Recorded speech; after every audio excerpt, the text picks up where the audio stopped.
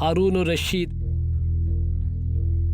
الرشید ایران کے شہر تہران کے قریب رے میں 766 عیسوی میں پیدا ہوئے، جو تیسرے عباسی خلیفہ محمد المہدی کے تیسرے بیٹے تھے۔ ہارون الرشید 766 سے 809 عباسی خاندان کے 5ویں خلیفہ تھے، جنہوں نے 775 سے 785 تک حکومت کی۔ 5ویں عباسی خلیفہ کو عباسیوں کے سنہری اعظم کے اچھے ہارون الرشید کے نام سے جانا جاتا تھا۔ ان کا دور خلافت عباسیہ کی تاریخ میں ایک اہم موڑ تھا۔ ان کا تعلق 101 نائٹس کی مشہور کہانیوں سے ہی ہے، جسے عربی نائٹس بھی کہا جاتا ہے۔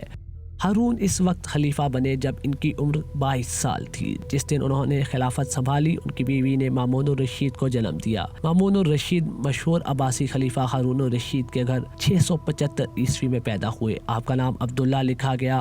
خلیفہ ہارون کے بعد مامون رشید اپنے خاندان کے 7ویں خلیفہ مقرر ہوئے۔ انہوں نے علوم و فنون کے کئی مدرسے قائم کیے۔ ان کے دور کو سائنسی، ثقافتی اور مذہبی رواداری کا دور کہا جاتا ہے۔ ان کے دور حکومت میں فن اور موسیقی کو بھی فروغ حاصل ہوا۔ ان کا دربار اتنا شاندار تھا کہ غالباً ان کے دربار میں مشہور کتاب الف لیلہ لکھی گئی تھی۔ سائنس اور فلکیاتی علوم و تجربات کے لیے تحقیقاتی ادارے قائم کی گئی۔ وہ جنگ و پیکار کے حامی نہیں تھے، لیکن جب کسی مہم کا آغاز ہوتا تو فوج کی کمان خود کرتے تھے۔ مامون الرشید کی ماں، جو ایک یمنی لونڈی تھی جسے بعد میں آزاد کر دیا گیا، انہوں نے اپنے شوہر اور بیٹے کے ذریعے بہت زیادہ سیاسی اثر و رسوخ حاصل کیا۔ لڑکپن میں ہارون 780 اور 782 عیسوی میں بازنطینیوں کے خلاف فوجی مہمات کے برائے نام رہنما تھے۔ اس کے دور حکومت میں خاندان کی طاقت اور خوشحالی اپنے عروج پر تھی۔ ہارون رشید تیسرے عباسی خلیفہ المہدی کے بیٹے ہارون الرشید کے دور میں عباسی خلافت کا دارالخلافہ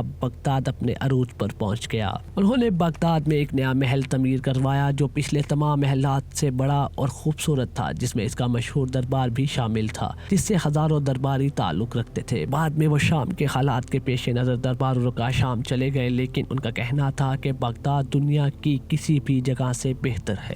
ہارون ایک عادل بادشاہ تھا جو لوگوں کے مسائل جاننے کے لیے رات کو بھیس بدل کر دارالحکومت کی گلیوں میں گھومتے تھے۔ 750 عیسوی میں عباسی خاندان نے اموی کو اسلامی سلطنت کے حکمرانوں کے طور پر تبدیل کیا، اور ایک نسل تک وہ اپنی حکمرانی کو مستحکم کرنے اور اندرونی خرابیوں پر قابو پانے میں مصروف رہے۔ انہوں نے دارالحکومت دمشق سے مشرق کی طرف اپنے نئے شہر بغداد منتقل کر دیا۔ 786 عیسوی تک سلطنت کی تنظیم نو زیادہ تجارت اور زیادہ دولت میں پھل دے رہی تھی، جس نے عیش و عشرت کو اب خلیفہ دربار سے منسلک کرنا ممکن بنایا۔ ان کے دور کو سائنسی، ثقافتی اور غیر سیکولر خوشحالی کے طور پر نشان زد کیا گیا تھا۔ ان کے دور حکومت میں فن اور اسلامی شاعری، حمد اور نعت کو ایک ساتھ کافی فروغ ملا۔ انہوں نے بیت الحکمہ کی مشہور لائبریری بھی قائم کی۔ تقریباً 23 سال اس ایسوسییٹ سلطنت پر غلبہ حاصل کیا۔ ہارون الرشید نے 809 عیسوی میں ایران میں 43 سال کی عمر میں وفات پائی۔